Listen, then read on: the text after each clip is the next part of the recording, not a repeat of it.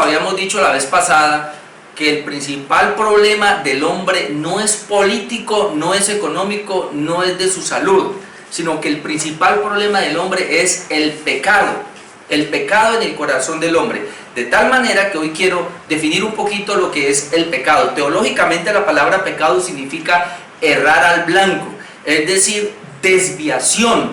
El hombre se ha desviado de Dios, el hombre se ha desviado de la voluntad de Dios, el hombre se ha desviado de la ley de Dios, y eso se llama pecado. La Biblia, en la primera epístola del apóstol Juan, capítulo 3, versículo 4, nos dice lo siguiente: todo aquel que comete pecado infringe también la ley, pues el pecado es infracción de la ley. El pecado es infracción de la ley, es decir, Dios tiene una norma, Dios tiene una ley, Dios tiene una voluntad, y Dios creó al hombre, lo creó a usted, me creó a mí, para que nosotros le obedeciéramos, cumpliéramos su voluntad. Pero como el hombre no cumple la voluntad de Dios, no quiere hacer lo que Él ha dictaminado en su palabra, entonces el hombre es pecador. Pecador es que se desvía de la voluntad de Dios. Ahora, ese fue el caso de Adán y Eva.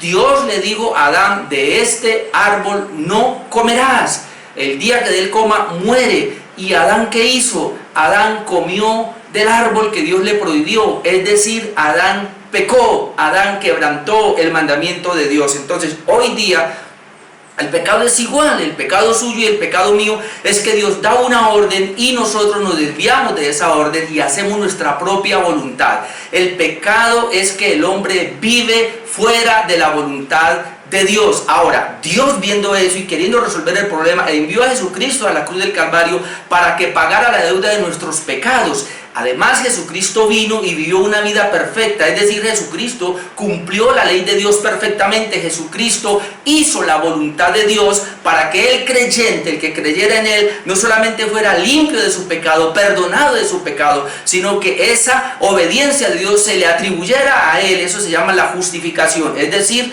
el creyente, si usted cree en Jesucristo con todo su corazón, usted es perdonado y usted es justificado, y ese es el evangelio, esa es la buena nueva de Dios para el hombre.